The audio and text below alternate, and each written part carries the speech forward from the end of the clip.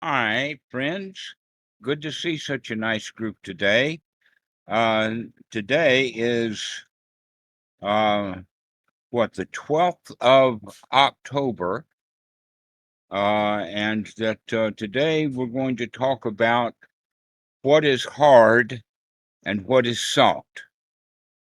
Now, if you think about the middle path, you can think of the middle path as in between two states.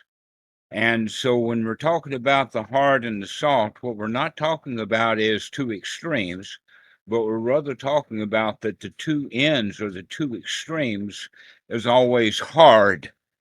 And in the middle way is the soft. So if we can start from that perspective, we'll be able to understand a little bit better.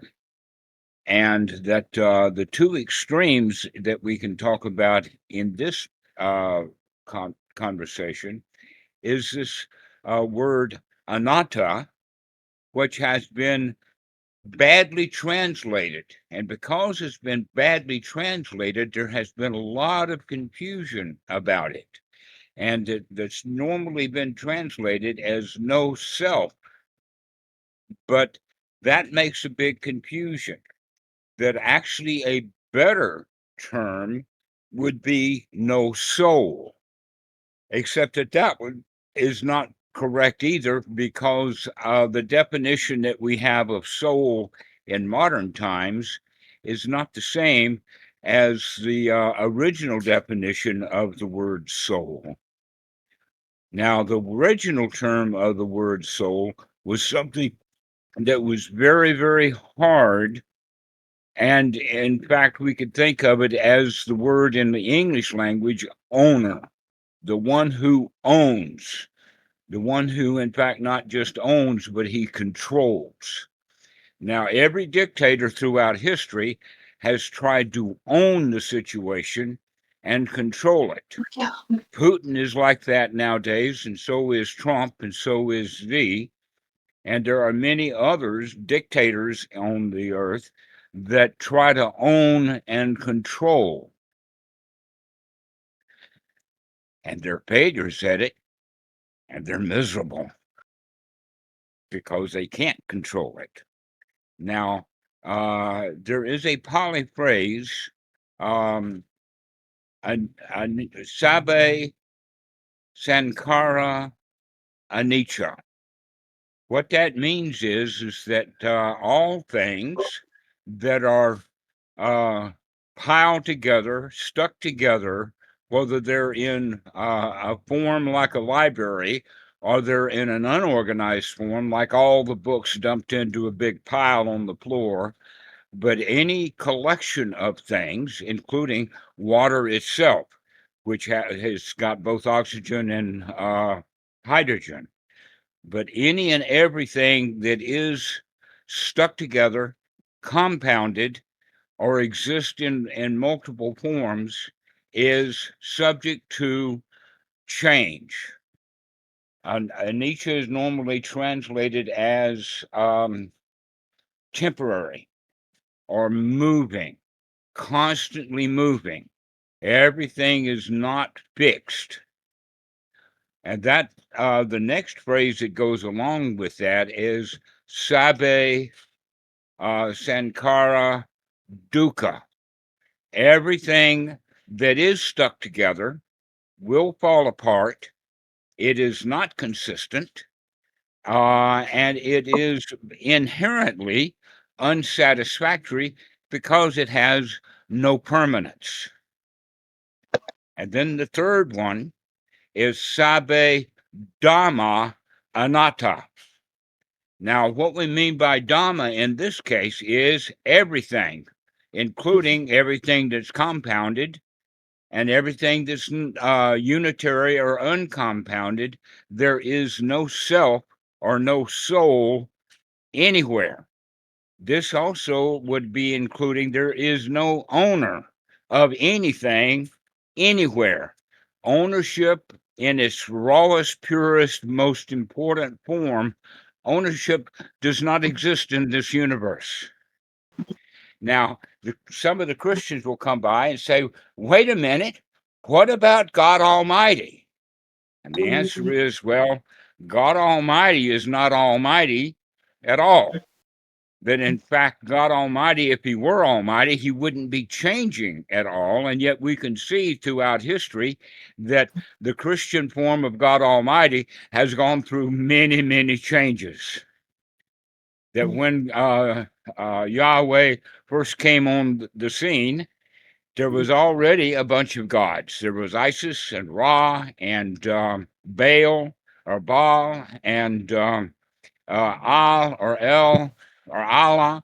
All of them were competing gods based upon what community had worship for them. And then Yahweh started wars. The Canaanites went and killed off all of the ones in Jericho and the Philistines or whatever. And then there's been further change. He sent a great big flood, wiped a bunch of people out. Then he sent Jesus. Then later, if you think about it, he sent Muhammad, and yet things are still messed up. Yahweh is a total failure in the sense of getting all the holiness together that he wanted to have. So, if we understand that any concept like God itself is not the owner, that in fact, the closest thing that I can think of is gravity. Gravity is actually a better God than the Christian God because gravity itself is all knowing, it's everywhere, it's all over the universe, it's omniscient, it's omnipotent, it's always present, except that it's not so all powerful. Here's a good example of gravity not being powerful. You see, I can put my hand in the air. If gravity was powerful, I wouldn't be able to move. And so we can say that, well, gravity is powerful, but it's not all powerful. In that regard, we can't find anything that's all powerful. Nothing. No gods, no Brahmas, time warps. Nothing is in fact constant. That we can go back to that phrase of Sabbe Dhamma Anatta. There is nothing that is an owner or is all powerful. And then we can go back to that phrase of Sabbe Anicca, Sabbe Sankara Anicca. All the things that are around are actually subject to change, which could also be made kind of true about Dhamma. But the distinction is made so that we can make the point that there is no soul anywhere, including within each individual person here. But we have been taught that we do have a soul, and yet that soul is in fact not a soul. Why? Because it's not all powerful. That in fact the word soul actually is closely related to the word solo, which means only or just one, oneness or uniqueness. And yet we don't find that really anywhere. The best or the closest thing that we can come to it is the concept of reality, because things are just real. There's just reality. And if we can get in tune with reality, what that means is that we no longer expect or have this idea of ownership and control. So the Buddha uses the expression of the five aggregates, including body, consciousness, perception, feelings, and pardon?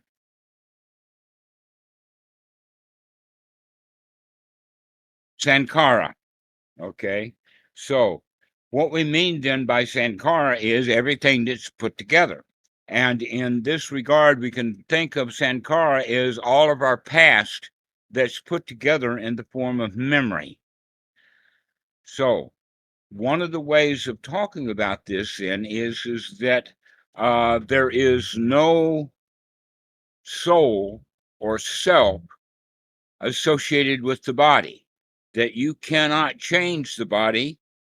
If you were, then I would be a rich young beauty star. But I don't have that control.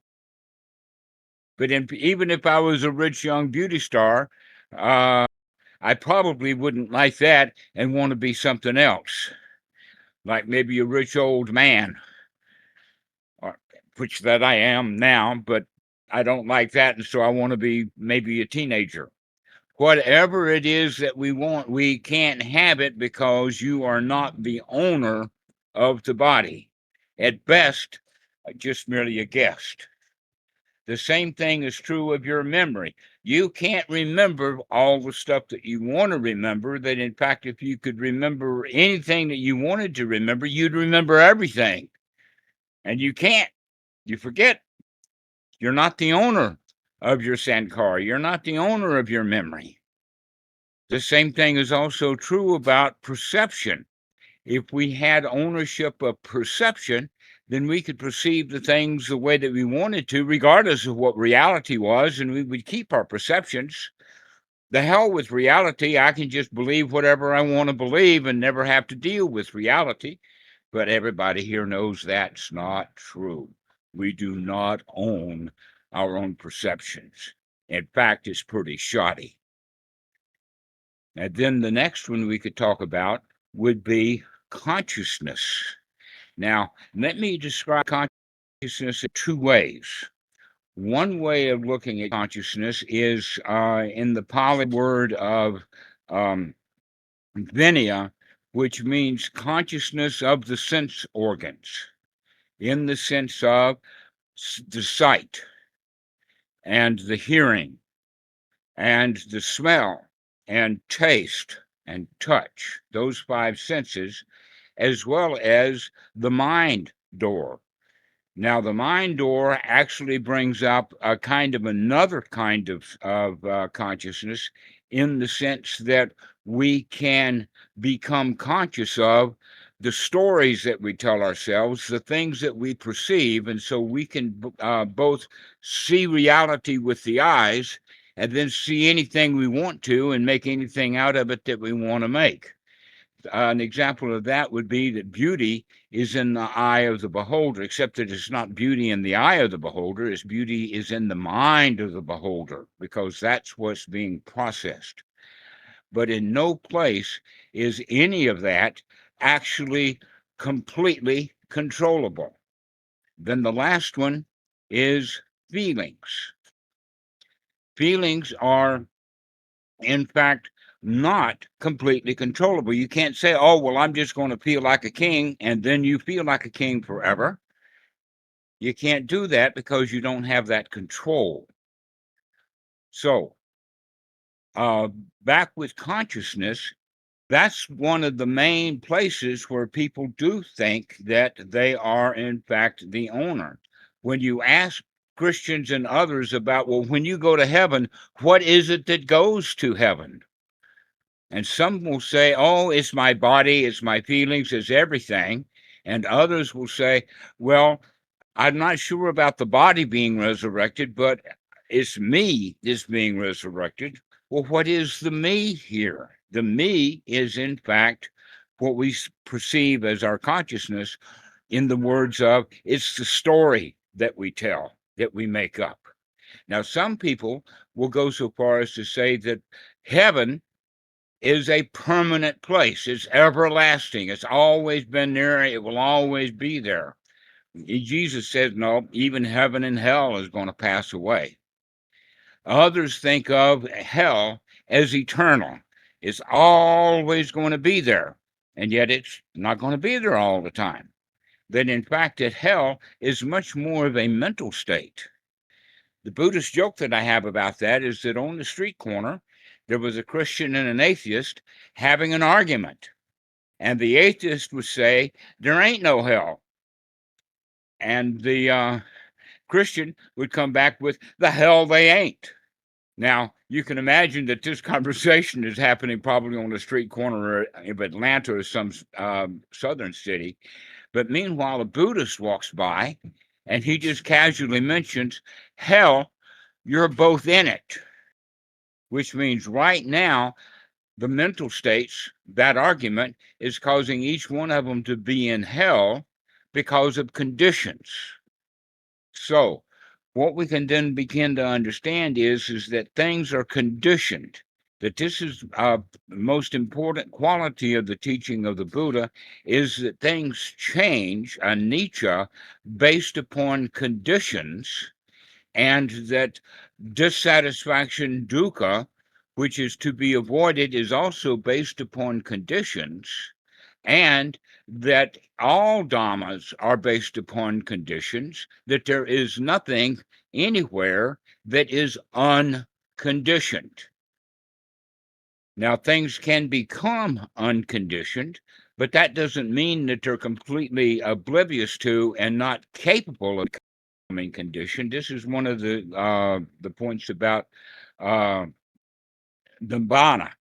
It is said to be unconditioned, but one can be in a state of nirvana and a tree falls on him, and he's probably not going to maintain that state of unconditioned because he's got a new condition now. The tree fell on him.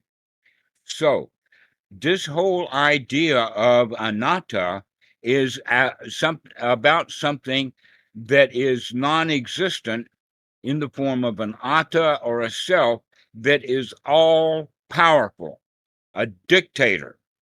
Now we know that there, in fact, we've heard stories that there was a 2,000 years ago Chinese emperor who wanted to be the emperor and he wanted to have eternal life, so he couldn't have it. That's the guy who made all of those clay statues and built his underground rivers of mercury and whatnot because he wanted to create his own paradise that lasted forever. And yet now the scientists are digging the darn thing up and found out that no, that was temporary too. Everything is temporary. There is no eternal anything. And yet, for some reason, our religions and our society kind of teach us that we are permanent. In fact, we get the idea that we are permanent. People will remember things that happened in their childhood and say, that happened to me, rather than recognizing that no, who I am now is not at all the same that was that child, that things constantly are changing. And yet we have the delusion that things are, in fact, permanent, and they're not. So this is the real teaching of the Buddha. The real teaching is that everything is subject to change, as everything is subject to conditions. So if that's true, then that means we're kind of stuck, right? We don't have any way out. And the answer to that is no, there is in fact a path out, and that is that we can see, in fact, that everything is temporary, that there is no permanent self, and because we can see that there is no permanent self, we stop suffering over not getting our way, because in fact we're not emperors. You're not going to get your way. You're not going to get everything you want. The only thing that we can do about that then is to start controlling that wanting. I don't want so much. And if I don't want anything at all, I can be happy. But if I'm an emperor who wants to control the whole universe, control the whole world, I'm going to be a pretty miserable old fart. So that's the real teaching of the Buddha in that sense of anatta, that we have to understand that it's what the real teaching is, a middle path. Now, the two extremes, the two hard things, is one, people will say anatta means no self, doesn't exist. Quite nihilistically, no self does not exist. People will go around saying that, and yet they're still subject to suffering. That's the nihilistic point of view. It also has the quality of thinking that they can get away with anything because there's no self anywhere. And the other extreme would be eternalism, that I'm a self and I'm a soul and I'm going to last forever. And nothing lasts forever. Now, in Hinduism, they have the law of karma. And that law of karma, sometimes by Oprah Winfrey, is stated that what goes around comes around. That we can think of, if you do good, you're going to get good results. And if you do bad, you're going to get bad results. But guess what? That's not true. Sometimes the kids can get away with it. In fact, they go around making sure that they can get away with it, that mommy and daddy and the teachers and all saying you can't get away with it. We've got cops, we've got an army, we've got teachers, we've got video cameras. We're going to spy on everything that you do. You're not going to be able to get away with it. And if that don't work, we'll hire a priest just to make sure that you don't get away with it after you're dead. But the kids can find a way that sometimes they can get away with it, sometimes they get caught. There's no eventuality. There's no law that says that, oh, Donald Trump can get away with it for a while and eventually he'll get caught. No, he can get away with it until he's dead, but he's not going to get away from death. That's the thing that everybody is wanting. They want to stay alive. That's part of the instinct. But we're all going to die. We can't get away with it, not forever. But nothing is eternal. So where we bring this to is that we can, in fact, learn to control the body a little bit. We can learn to sit still. We can pump iron, but we can't change the body drastically. We can even take a few pills, but you can't change it any way that you want to. You're not a changeling or a transformer. The same thing is true with the others. You can change your past. Why? By adding new stuff to it.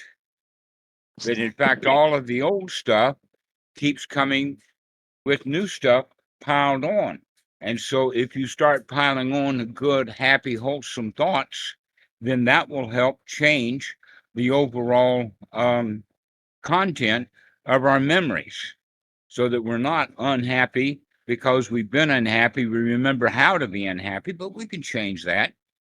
We can begin to see that. We can begin to change. So the Buddha's model is actually a change model based upon the fact that we can change. In fact, things are always changing, and we can begin even to change the way that things change, to where this idea of a soul means that you don't have any control. People who believe in reincarnation, they think that there is a soul or something that is going to continue on and that they don't have any control over it. Basically, they say that this life is controlled by a past life and that this life will control the next life. But that kind of model, in fact, does not bring about any freedom anywhere, because if the next life is controlled by this one and you still have problems and misery and suffering and dukkha in this life, then this life is going to condition the next life. But the real change is that we can change right here, right now. We can begin to practice what the Buddha refers to as the Eightfold Noble Path. Well, he didn't refer to it as that, but he did talk about it in the sense of a method. And that we can change that by practicing correctly. And that is that we have to remember to look at what we're thinking, to remember that we have these thoughts about I want this and I want that, and to change those thoughts into I can do without that right now. I'm okay. Everything, in fact, is okay right now. And if we start practicing that right now, we can, in fact, begin to change the way that we feel. but we'll never have complete and whole control over it, because all things are conditioned by reality. All things are controlled, and that this is a process that we can go through, so that we can remember that even though that things are changing, I can still have some control over it. Now, almost everybody that I've ever met has been born in a state of mind called victimhood.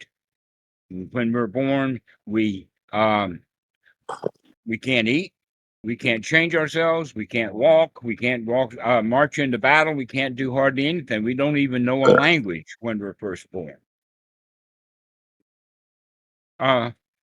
Michael, can you turn your microphone off?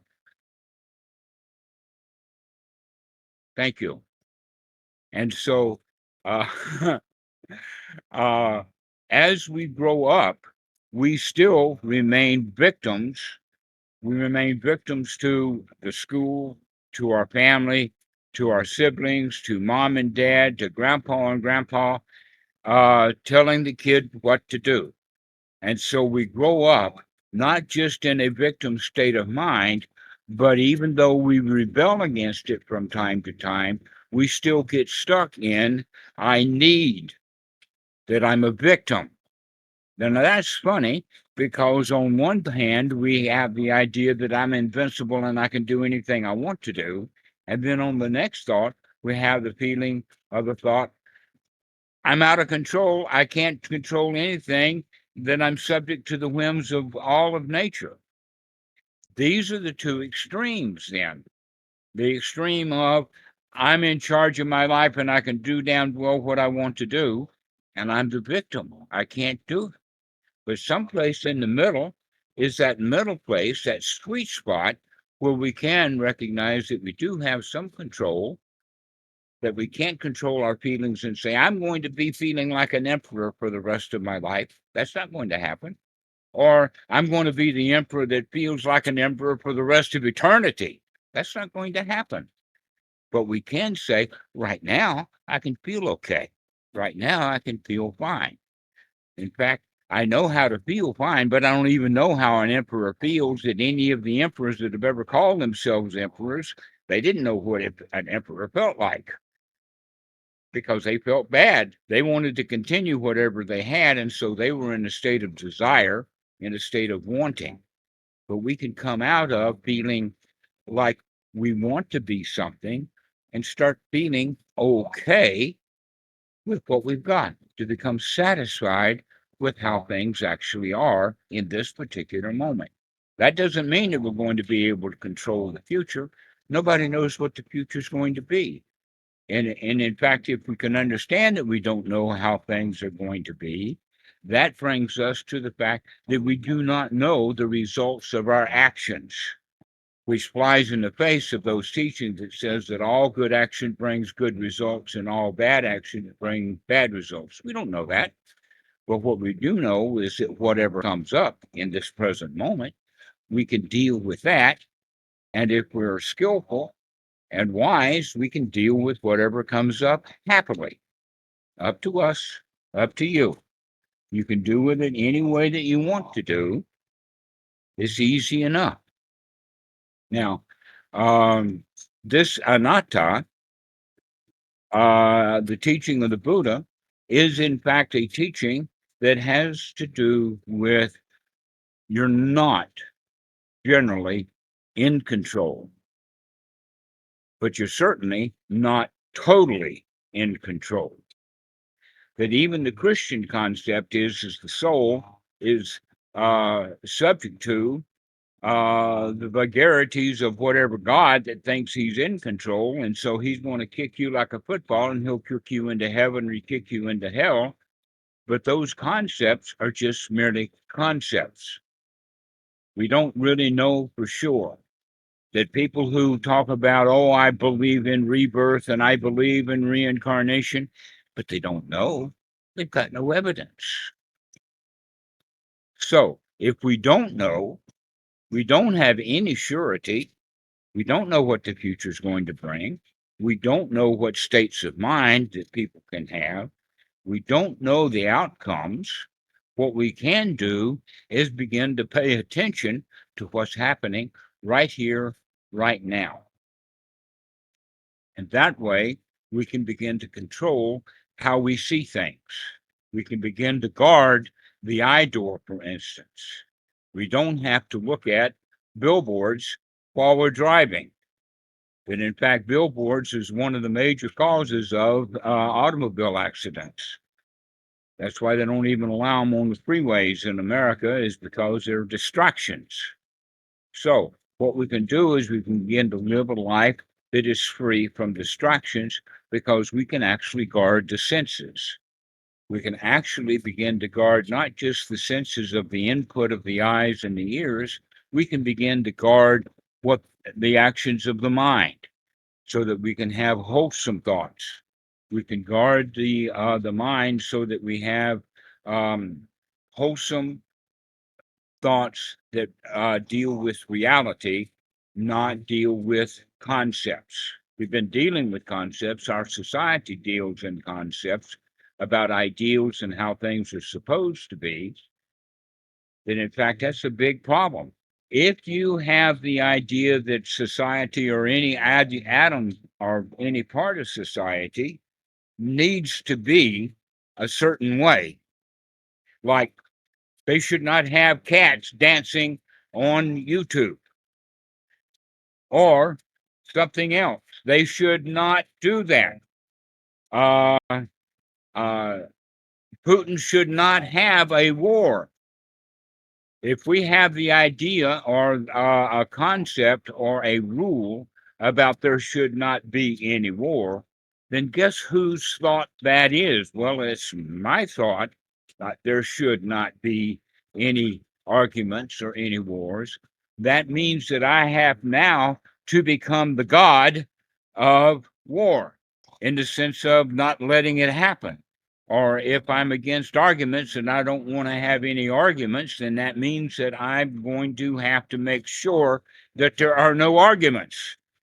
Or if I don't like uh, uh, AI clips of cats dancing on the internet, then when I see a cat dance on the internet, I'm the one who has to stop that.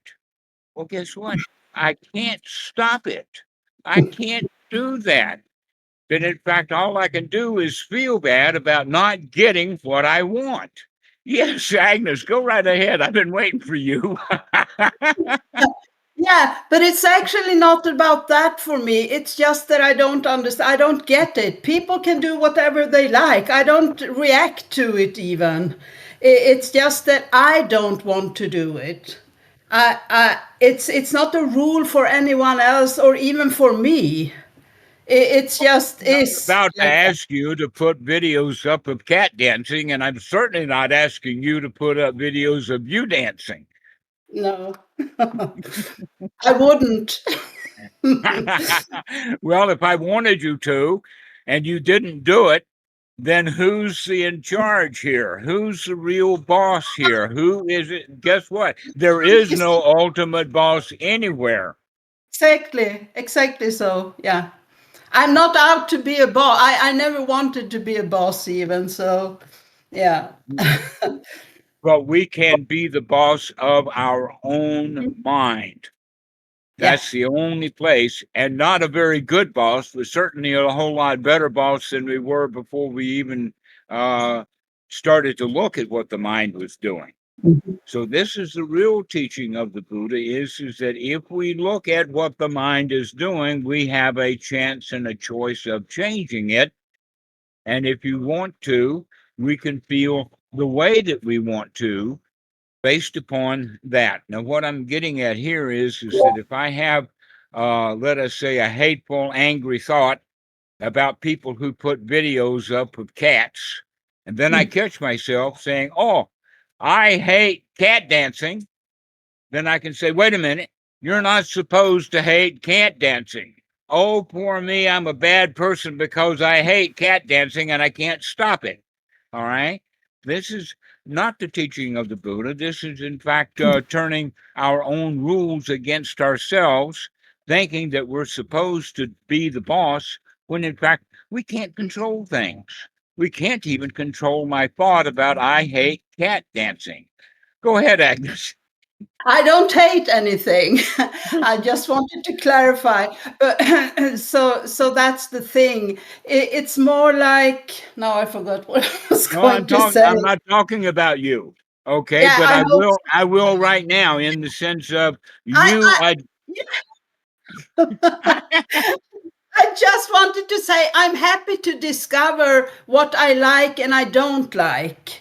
To be Mhm. able to kind of admit that I don't like everything and I don't have to like everything. So then I can change it if I want to. So that's the thing.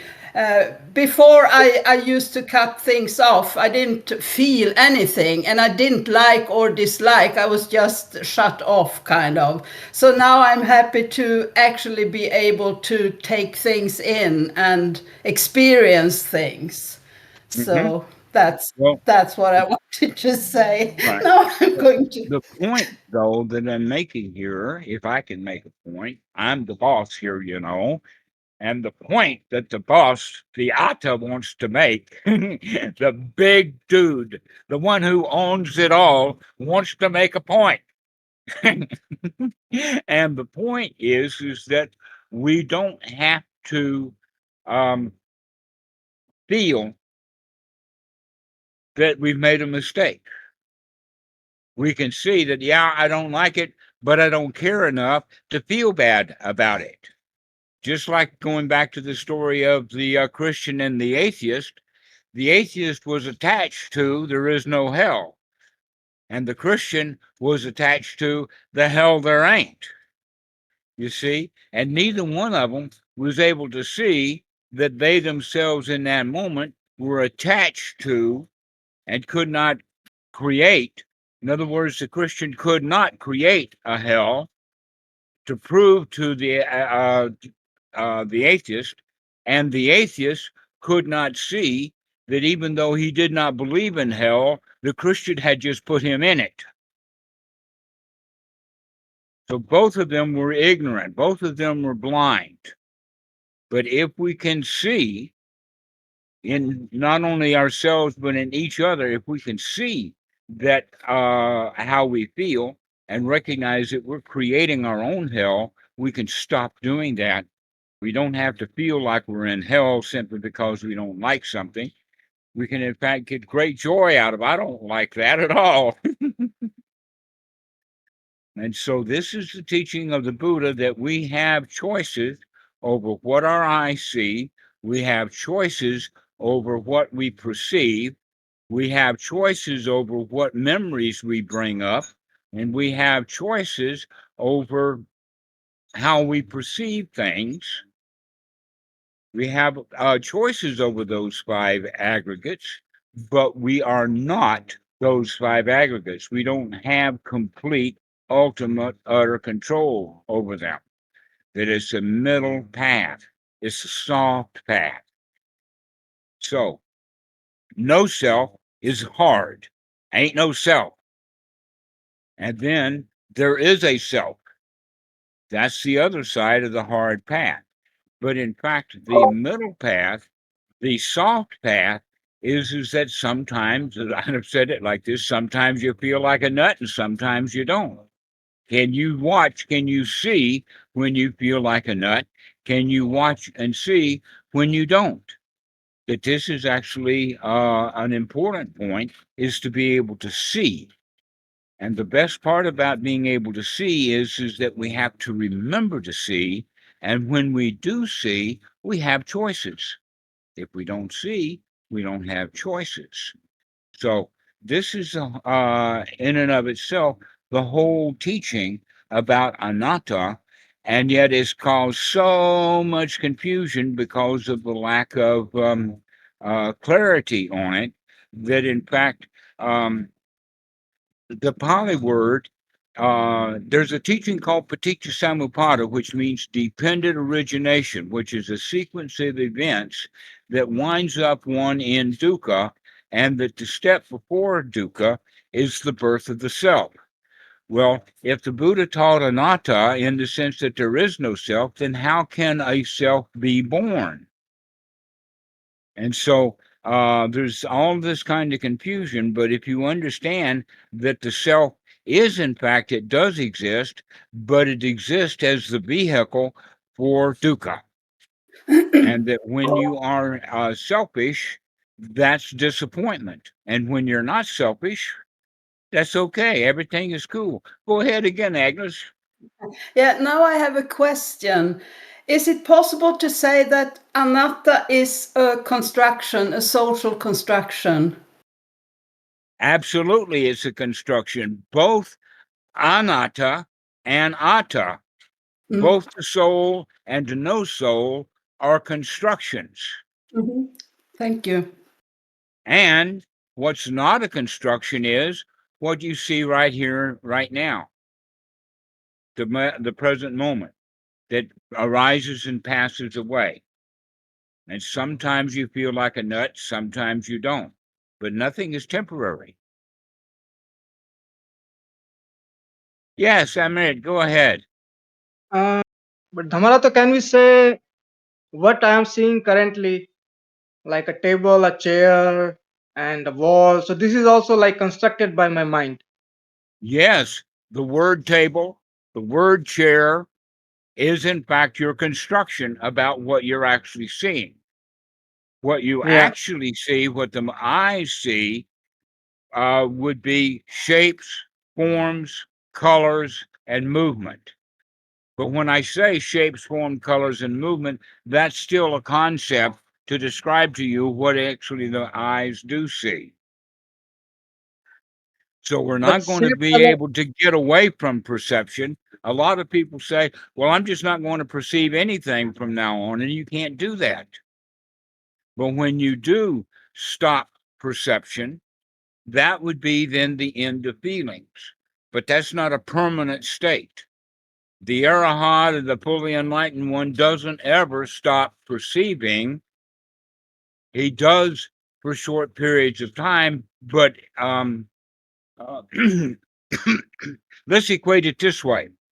I once saw a video of two Westerners. One was a teacher, and the other one was a student, and one was driving the car, and the other one was a passenger. And one would say, "I'm now in first jhana," and then he would say later, "Now I'm in second jhana," and the third one, "Now I'm in fourth jhana." Well, if I were a cop, I would do a DWJ, driving while under the influence of jhana. Except you can't drive a car while you're in those states because the fourth jhana, especially if it's coming to the end of perception, you wouldn't be able to perceive to drive the car. That would be an extraordinarily dangerous thing to do. There are, in fact, suttas about people who have done that. But what I'm getting at here is that if you're going to come to a state where there is no perception, you need to do that in a safe, quiet, secluded place so that you have in advance a little control over the situation so that you can, in fact, practice being in a state of uh, complete uh, let us say, consciousness or in a complete state of the lack of perception. But other than that, you can't walk without perceiving to walk. You can't eat without perceiving to eat. The perception is the normal state of mind, and only rarely for good practitioners are they able to be out of the state of perception. And let's hope that they're not driving a car when they're in those kind of states. Other than that, perception, the way that it works is that we see something with the eye, and then we try to make sense out of it. Just Lamret was talking about he sees a table and he sees a chair, but basically what he's doing is he's just telling a story that he made up about tables and chairs. We can't actually see what he saw. Does that make sense to you, Amrit? We can't see what you saw. All we can do is hear the story that you made up about tables and chairs. Yeah, definitely. Okay. So So then this the self. So you would say the self and no self are in the same footing as table and chair. So they are exactly, just a concept. Yeah. exactly that when you say me, you made that shit up, just like you made up table. It's a perception, it's a story that we tell ourselves, but we've gotten so used to telling ourselves stories about I, me, and my that we fail to recognize that it's just a story that we've been making up for years and years and years. Now, that gets out of hand when we come to an example would be politics, and we hear a politician say something, and you say, I don't like it. What you're doing there is not only are you making up the me, I don't like it, but in fact, you're projecting that me, that self, onto the political stage. And the reality is that whatever politician says, no matter what politician or in what country, it's still none of your business. And that you're making it your business, you're making it mine, and nothing is worth owning. This is the way that we begin to practice is stop owning stuff that doesn't belong to you. An example would be that the guy talked about that he's got a female friend who has been labeled by a psychiatrist, and she feels bad, not only about the label, but she was originally feeling bad about whatever. And so when the guy writes about it, he actually starts to own her feeling. He steals her feeling. She's having a misery reaction, and he becomes miserable too. Why? Because he wants to own her feelings. Can you, in fact, deal with people who have bad feelings without feeling bad? Can you, in fact, see things as they are without owning it? Without saying, because Bhikkhu Buddhadasa talks about it in the fact that nothing is worth owning as I, me, or mine. Nothing is worth clinging to as I, me, or mine, but you don't own it. The best that you can do is to feel the way you want to feel in this present moment, but you can't own that. You don't own anything. There is no owner. There is, in fact, no possibility of an owner. And so we're delusional when we want to change a politician. When we say, oh, Z should not be limiting the, what do you call it? The rare minerals, those rare earth minerals, EEMs, I think, or REE, the earth minerals. He wants to control that. But it's not my business whether he wants to control them or not. And if I make it my business, the only thing I can do is feel bad. Why? Because there's a me there that's trying to own something that really doesn't belong to me. So, one last thing that I would like to point out is that Buddhist morality is based upon this issue of ownership. That if you don't own anything, then we can not own other people. We can, in fact, just treat everybody fairly. Instead of not liking or liking what they're doing, we can just be friends with them. And so our morality is really based upon the fact that you wouldn't kill someone or harm someone because that's an unfriendly thing to do. You wouldn't steal from them, including stealing their feelings. That's an unfriendly thing to do. If someone's having a pity party and you join that pity party, that's an um, uh, unfriendly thing to do. So misery loves company. They want you to feel bad, but you're not doing anything of any value. And so let's not steal other people's feelings. Let's not steal their property. Let's not mess with their mate. Let's not tell lies about other people because they don't like the lies that you've told about them. The example that I've also used is like harsh language. We don't use harsh language because other people don't like that harsh language because it touches their self, their idea of self. If you've got no self and somebody uses harsh language, doesn't matter. But most people are, in fact, just like ordinary people. They actually come from that state of thinking that there's a self there, and so they don't like it when you criticize them.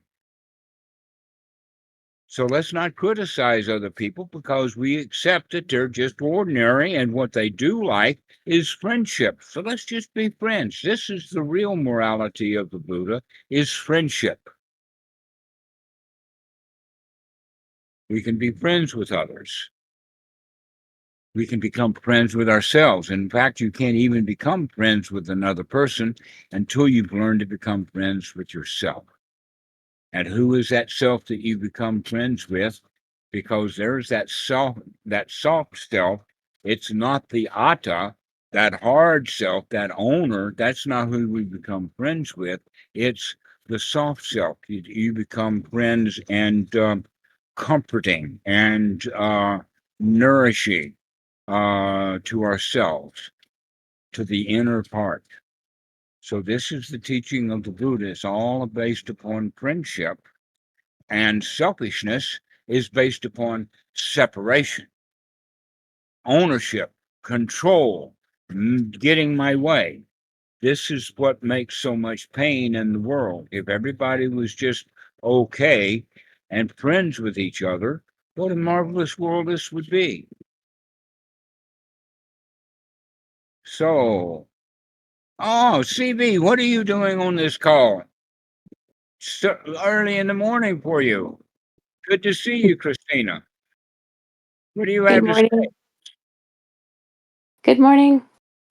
Good Just morning. just listening in. Thank you. Mm-hmm. So, Ivan, what do you and Aunt Susie have to say? uh, nothing to say actually. Yeah, happy. Nothing to it, huh? Everything is all right.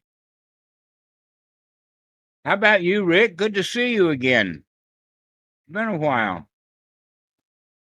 Good to see you, Dhammarato. Yes, it has been. What do I have to say? Um, well, it's a good talk. I enjoyed it. I felt like it's always relevant to hear. Well, most of the time, and feels good that I like knowing that you don't have to take these things on. Like you can just let them go. Let it go. Because you don't own it anyway. Yeah, exactly.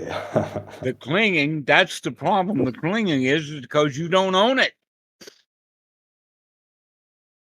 That's very the true. delusion that we have. That's the real ignorance, is the ignorance is we think we own something when in fact we don't own it. So, Timo, hello, friend. I can't see your camera. Maybe if you turned You it off can? and turned it on again. Oh, really? Yeah, turn Wait, your camera off and then turn it on. can you see There me you now? go. Yeah, now I can see you. Can you hear me? Yes. Yeah. Oh, okay. Yeah. Yeah, thanks. I enjoyed the talk. I'm very tired, but yeah, I took what I could, and I really liked the characterization of the path as soft. Uh, I think a lot of things lies in it just to have softness, like the analogy of holding the meditation object like a quail, like a little bird, like not to not crushing it, not letting it fly away. So just this quality of softness is always a great cue, I feel like, or yeah, just being in the space, in the right attitude.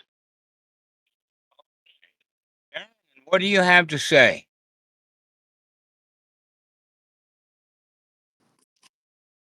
You cut out. Did you say my name? Yes, Aaron. Good. Hello. I did have one question I wanted to throw out. I'm waiting. On the topic of hard versus soft, hard being the far ends and soft being the middle. Um, I guess my question is, what kind of is the root for finding that softness, finding that middle point? Is it just staying in the now and continuing to see, as you were saying, as in being present and continuing meditation to refine that awareness and continue to view mental quality? Is that kind of Yes, the path, per se?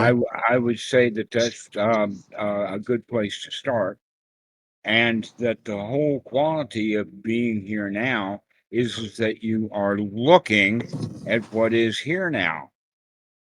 You're looking at the four elements of the body, the feeling, the mind, and the mind states. And so, looking at the mind states of what you are, looking at the thoughts that you have, so that we can begin to change that to be in the state of mind that is wholesome.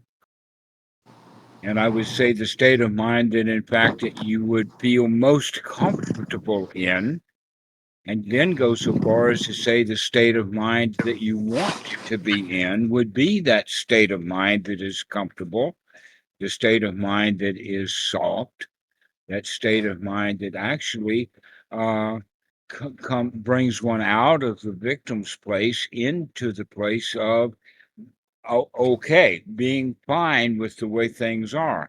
This actually develops strength of mind so that you become strong.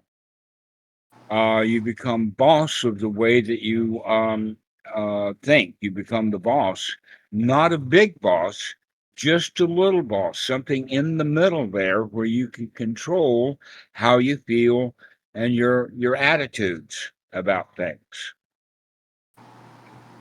so that you find comfort, you find safe, secure, comfortable, and mostly satisfied. That in fact, that's an important point, that if we can become satisfied, that's exactly what the Buddha was teaching when he says dukkha, dukkha nirodha.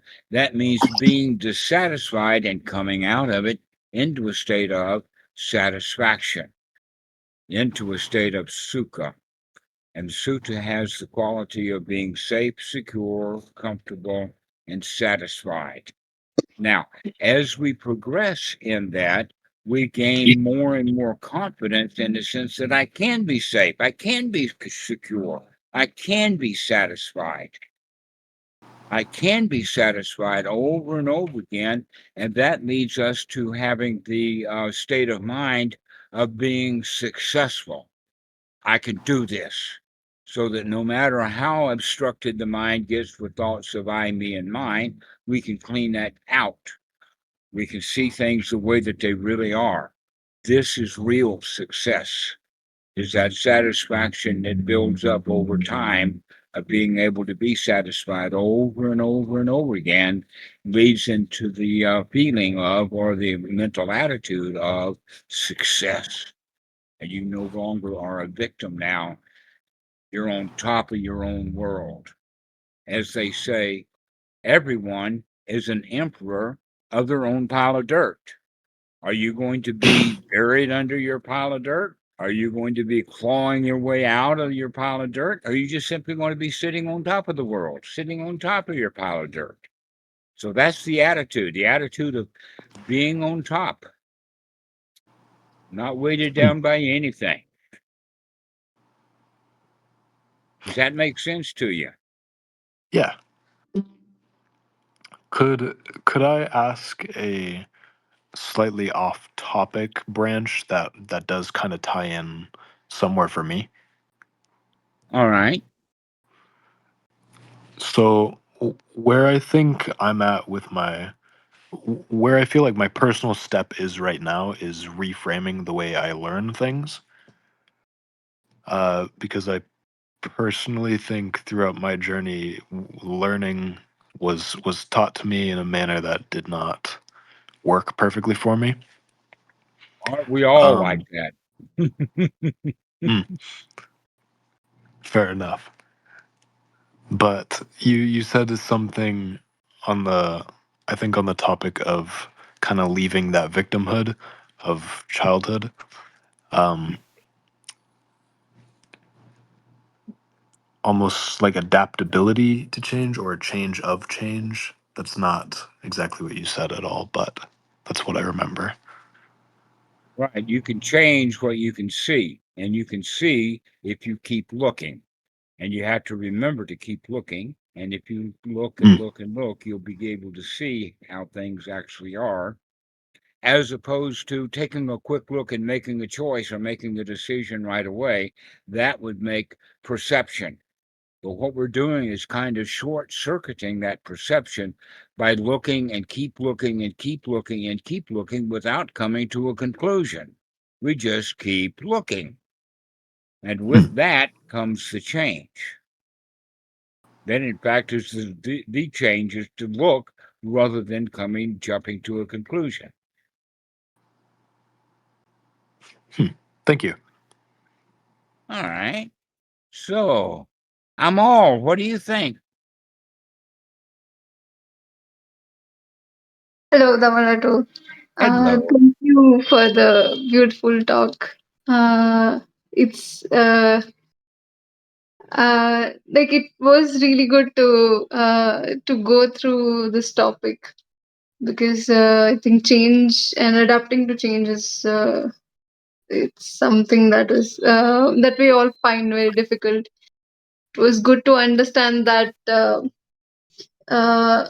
a lot of our problems are coming from the ownership and the uh, the ideas that we are having of or the solid ideas that we are maintaining of the present, and things keep changing and we don't know what the results are going to be, so might as well stop worrying about it and be in the moment and keep looking, Mhm. keep paying wise attention.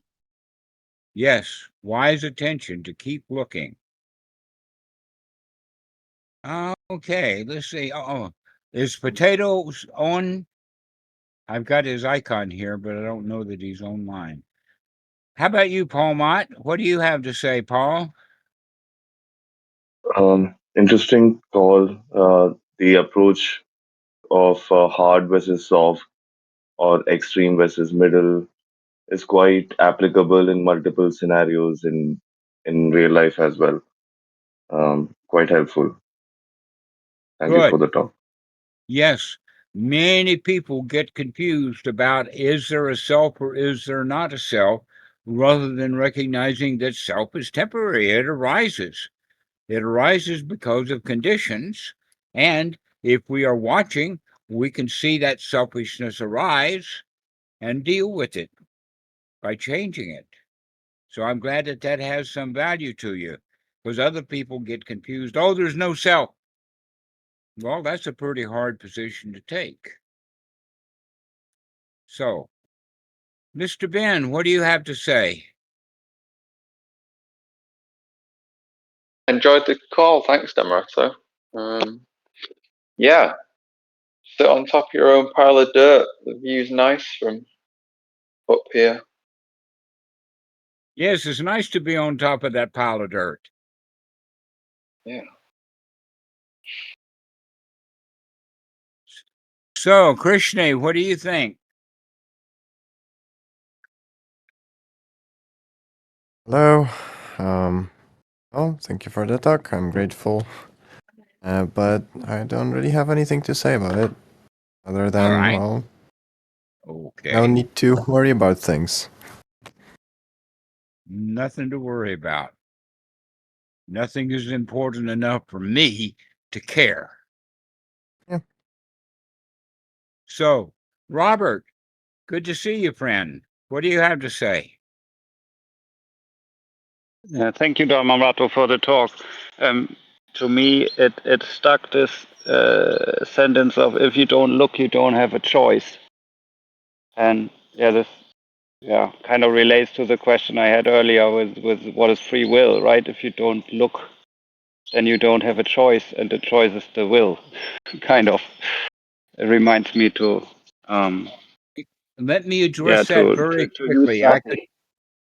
Yes, let me address that very quickly. I could talk about it for a long time and set it up as a huge joke. And it goes like this, that those who have an interest in and talk about whether there is free will or not normally are coming out of a position of, is there destiny or not? Now, one of the better ways from the position of the Buddha is to see that our destiny actually comes out of our memories, our sankharas, and our old habits. And so if you're in the habit of doing something, that eventually becomes your destiny. There is a Taoist expression, your thoughts and feelings lead to your speech leads to action, your actions lead to your habits, and your habits lead to destiny. Okay? So that means then that anyone who is not watching where they're going is destined to run into the light pole if there's a light pole in front of them. So destiny is in fact just following along. Another example would be when Jesus said, he who lives by the sword dies by the sword. Yeah, young sword fighters may be able to handle it, but when that sword fighter becomes old, he should put that sword away or somebody's going to cut him in half. So that's the destiny, is what you're doing. If you keep doing it, it's going to bite you. So if we can come from that position, we can see that the actual practice of the Buddha requires effort. We have to practice. We have to do it over and over again. We have to see when that selfishness comes up. We have to see when our dissatisfaction arises so that we can change it. If that's the case, then because we now can see and operate out of the present moment, that means that we're no longer subject to that destiny. We're subject to reality. But that's not free will. Free will is, in fact, doesn't exist in case. What we're talking about here is a will that's expensive because you've got to put in the effort to come out of destiny. So there's no such thing as free will, but there is expensive will, the will that it took to put the right effort in to come out of your destiny. Does that help? Does that make sense for you? Yes, it does. Thank you. Mm-hmm. So the punchline is that will is not free. It costs. It's got a price. So how about you, Michael? Michael Swift. Good to see you, friend. Glad to see you back. Good to see you too, Dhammarato. Good to see everybody. No, nothing to say. Everything is good. Nothing to worry about. Right. Thank you. So how about you, tinfoil hat? And where, by the way, is your Swami friend? Well, I can't see where he is. I'll Yeah, just he say left, thanks. huh? Sure. I have no idea. I don't, yeah, you know. But, when it comes to conceptual things like, if there's a soul or even things like emptiness, I never, for some reason in my mind, I just, in meditation, it just never engages me. Like I can't figure out those things. It doesn't feel like a interesting conundrum. Well, So, think of the mind as like a bedroom. And in that bedroom, you've got furniture. It's got bed tables, closet full of clothes and all of that. If you take that bed and that table and those chairs and all of those clothes out of the closet, guess what? Now the room is empty.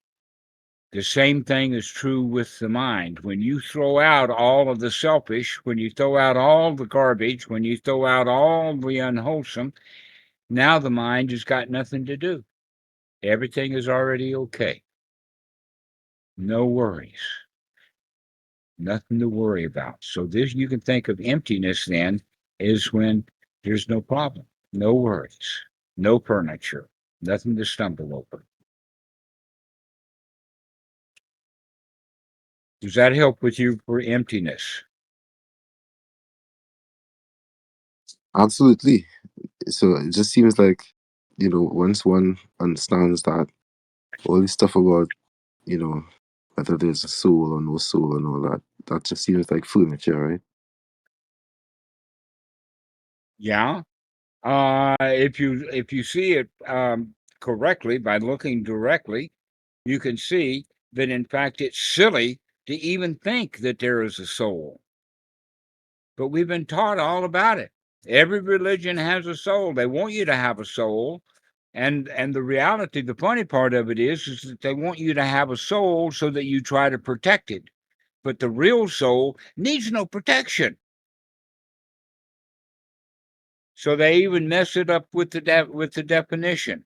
But there really is no soul. All we have is reality.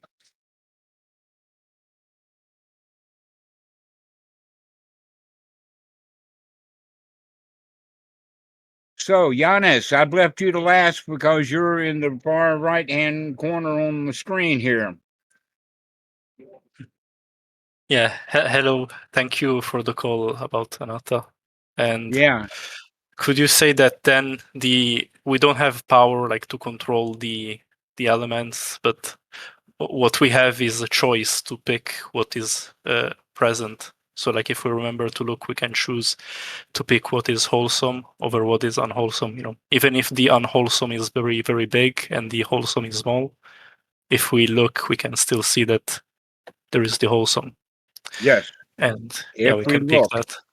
if we look and see, and we're talking about again this present moment to look and to see, to where that sutta that you were talking about, that was talking about there is no self, there is no soul in those five aggregates. That's looking at it from the position that if you had a self or a soul, you could control those five aggregates full time because you've got a real boss, a real controller, a real owner there. And guess what? You don't. You don't have a real owner. So you can't just say, "Oh, I'm going to feel like an emperor forever," because you don't even know what an emperor feels like. Yeah. So like I cannot control the options that I get proposed, but I can pick between them. Yeah. Yeah, you Yeah. could say it like that. Because like the wholesome thoughts of safe, secure, comfortable, like I would not have that option if I didn't hear it from you, basically. Because Well, you had it, you just didn't know it. So now you know that you have a choice. right. Well, yeah, maybe I had other wholesome thoughts if I looked, but they would be like worded differently, I guess. Maybe you can Okay. like see it as a garden, I guess. Yeah. Okay. Okay. Does anybody else have anything to say? Did we cover everybody? I Aaron, go ahead.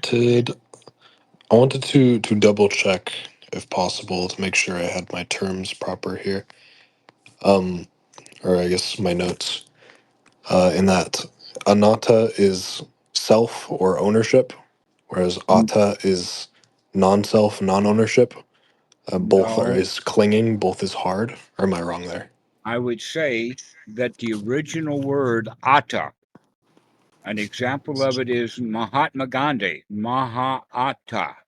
That atta, and his name, Mahatma Gandhi, is translated as great soul, very Hindu. Okay. But the Buddha's teaching is that there is no owner, there is no soul. Okay. Which is the word anatta. There is no atta, but that doesn't mean that there is no self.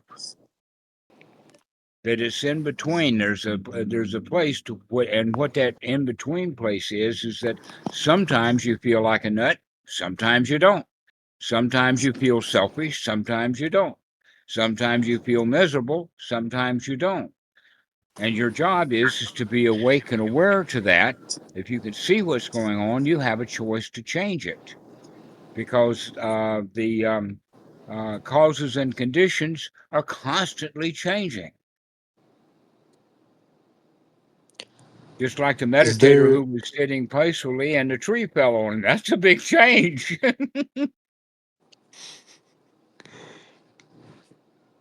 So can you Is deal there a with the change? word? Go ahead. Is there a word for that, or a term for the softness then? A term for what? For the soft? Well, we can think of it as the middle path, the easy way out. Okay. The easy way. Nothing to it.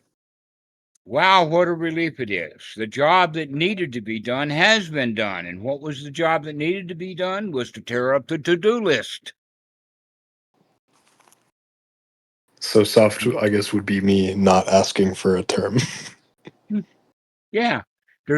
I don't know what term you would be looking for, either in Pali or in English. But the term would be satisfied by that concept of the middle path. The middle Okay. path is the easy path. It's between the two hard places. All right. Thank you. All right, Dhammarato. Mikey, you're on, friend. Up to you. Take it away. Hello, friends. Thanks for being here today. And if you're watching this on YouTube, go ahead and check out the video description. There we have listed a link to join us here on the Dhamma Friends Discord. You can also listen to these talks on iTunes and Spotify or all the other podcasting platforms. Also, welcome to check out OpenSanghaFoundation.org. We've got plenty of resources there. Can find all sorts of different watts and books to read and links to various things as well. So go play around there as well. But yeah, we encourage people to stay here after the talk, stay in the hangout, and continue to make friends with one another. As the Buddha said, noble friendship is the whole of the path. It's the So whole show. yes, and it's delightful to be friends, to make friends. We can enjoy doing that. So yeah, thanks for being here today, and take care. Take it easy. Thank you all for coming. This has been a delight. I'm glad to see you all, especially you, Rick. Glad to see you again, friend. Glad to see you too, Dhammarato, and everybody here. Thank you. All right. So we'll see you all next time. Thank you. But don't go away. Don't log off. Stay here. Thanks, Dhammarato. And I'll bye-bye. Thank Thanks. you, Bye bye. everybody. Bye. Bye.